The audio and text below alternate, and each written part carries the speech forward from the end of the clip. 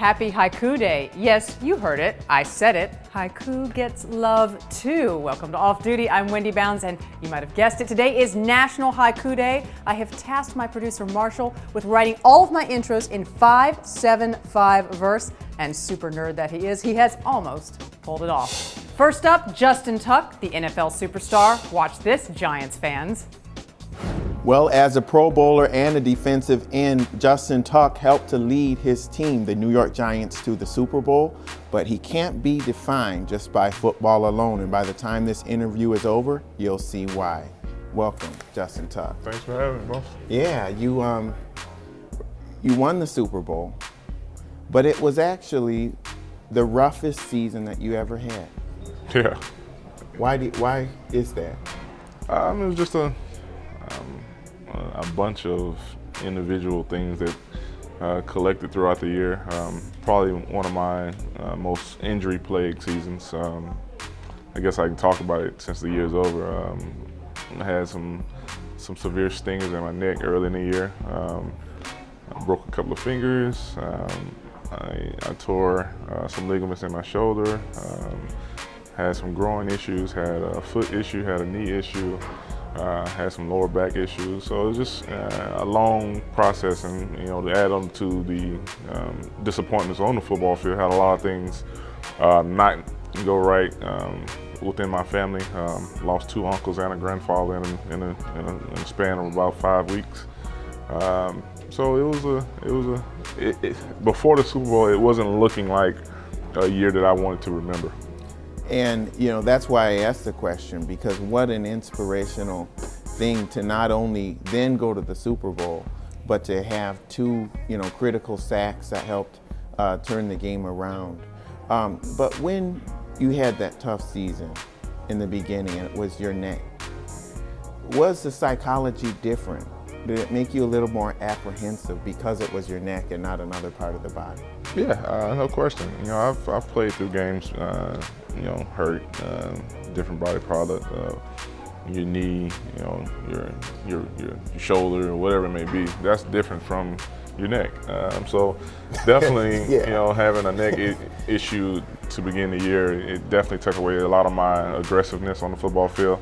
You kind of second guess yourself in certain situations in plays, and when you're doing that, you're not going to be anywhere close to where you need to be the dominant player that I had got accustomed to being. So my game definitely took a hit from that, and I think because of me not playing full speed, because of me not being very confident in myself, that led into me hurting other parts of my body too. So it was kind of a downward spiral there for a little bit. On the other side, you have the bounty issue. Yeah. That guys are in trouble now for taking out parts of the body. Yeah. Isn't that a conflict? It's because you're paid to kill people, right? As a player, you gotta look at it both ways. And it's no place in the game where you say to a player, I'm giving you this money to go hurt a guy. The intent has to be completely different. Whereas every time I step on that football field, I'm trying to make my opposition make their job as hard as possible. But at the end of the day, I want them to walk off that field as healthy as they did when they walked on it. But I would like to see them have a bad day. But I definitely don't agree with the whole bounty issue. You can go out there and play the game the right way and play it hard and play it be very successful in doing it without having the intent of hurting guys. And I think that's where they crossed the line. If they would just say, here's $100 for every tackle, or here's $100 for every sack, it's no intent to hurt anybody. It's intent for guys to go out there and play their best. But it definitely crosses a line when you talk about knocking guys' heads off, or making if a guy has a concussion, going out there and making sure that you hit him in the head. Right. It's no place in the NFL or anywhere in football for that. And you can click right here to watch that full interview. Now remember, today is National Haiku Day. I am trying to do as many of my intros here in verse as possible. Let's start with our next segment. Slow Food is Done Fast by Kitty, the kitchen star. This week, we eat oats. Hi, I'm Kitty Greenwald, and this is Slow Food Fast. Today we're making an antebellum oats recipe in the style of risotto with spring peas and ramps. And the recipe comes to us from Sean Brock of Charleston, South Carolina, and his restaurants are Husk and McCrady's. It's a clever dish that uses an American staple in a classic Italian fashion. We're going to prepare it much like you would traditional risotto, except oats are going to provide the dish with its backbone. So, without further ado, let's get cooking. And what I'm doing here is showing you how to prep your leek. You don't want the dark outer leaves because those aren't very tender. You don't want any of the grit in between these layers here. I'm just going to go ahead and slice it. I'm just going to put that in water. Give that a shake, make sure all the grit comes out. I'm going to turn on the stove, set it to medium, and melt 2 tablespoons of butter right next to my pot where I'm going to prepare the oats. I have a simmering pot of stock with a ladle in it. Once the butter turns a little frothy, I'm going to add in the leek. Nice sizzle. I'm going to let that cook for about 5 or 7 minutes until it gets very tender and it smells seductive. I'm going to add the garlic, and this is 1 large clove garlic that's been peeled and thinly sliced. Whenever you add garlic, stay exactly where you are. Burnt garlic is a deal breaker. 1 cup of white wine. We're going to cook that until it reduces quite significantly. So its flavor isn't going to disappear, it's just going to cook into the garlic and the leeks. While that happens, I am going to multitask a bit and prep my spring onions. So my wine is now simmering, it's reduced pretty significantly, but it doesn't all have to evaporate. So I'm going to add my oats. This is about 1.5 cups of oats. Stir the oats to coat. And now I'm going to do what you do when you make a risotto, which is just add the stock. Now, you're not a total prisoner to the stove, but we're going little by little and coaxing out flavor. So what you want to do is sort of be near to make sure it doesn't dry up. That's the main thing. It's a southern style risotto. Let's see where we are. It's getting there. The grain is still a little too toothsome and a bit chalky. It should be chewy and tender. Okay, so it's going pretty quickly. I'm gonna just test. That's tender. So now that I just tasted it and there's still a little liquid in, I'm gonna add my fresh peas and my sliced spring onions, and or you can use ramps. So onions in. Cook these till they're just heated through.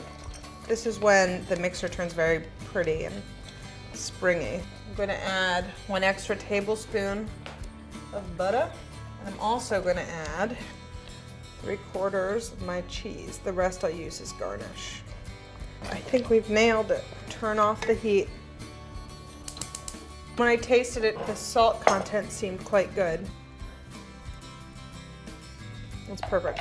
You don't need any more salt. All right, so we've done our job. Oats in the style of risotto with peas and spring onions, a little sprinkle of cheese, and Sean Brock calls for a drizzle of truffle oil. I'm a little less extravagant, so olive oil does me just fine. And I'll have a sample on your behalf. It's really delicious. The oats are chewy tender, and the peas are sweet and green. The wine and the leeks provide a great background. I think it's fair to say that I've never had oats taste so good. So thank you, Sean Brock.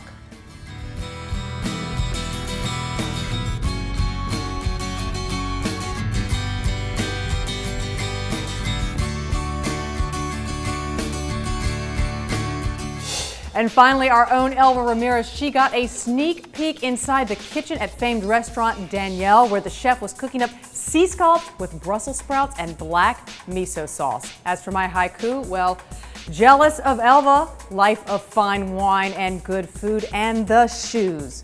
The shoes.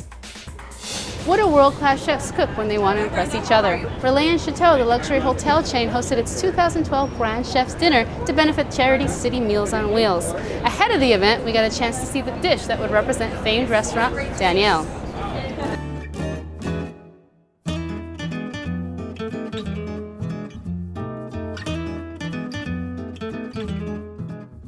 Not here to compete each other. It's just for a good cause like City Meals on Wheels. So it's not like Top Chef. I was No, hoping it'd be like no, it's Top not No. No, it's not Top Chef. Top Chef, it's here every night actually. Our scallop has been thinly sliced. We season just salt and pepper. So to be able to have some thinly sliced, we overlap them in a ring. But we keep the ring to use as for presentation. So we're going to cook à la plancha the scallops with a paper on it. So the paper has been slightly greased with sesame oil. I mean, the scallop looks much better when it's still medium rare. It's perfect to have the sweetness out of the scallops. It's just like a quick sear. You see when it's ready, when it's still raw in the meat, it's perfect now. We're going to start with Brussels sprouts on the bottom of the plate. Just a small layer. You remove the paper very easily. You choose the better size, of course, and then you go inside. Arrange nicely your scallops.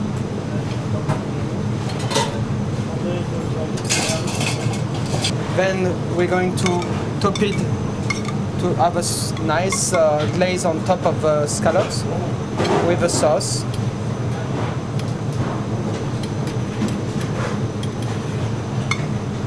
Then we'll add a small confit cipollini onion, about 4 pieces enough. Just finish with some Brussels sprout leaves that we blanch in salty water. A little bit of colza oil, salt and pepper. We toss everything out. We'll add also some slice of black garlic. Just glaze, make shiny with some colza oil.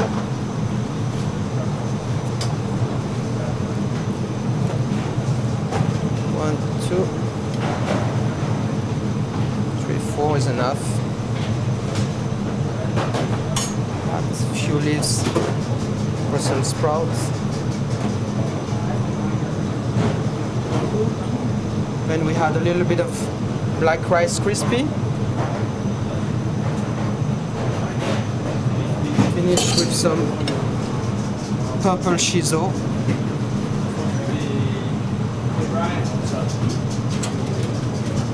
And we finish with some flour. That's one now flour actually.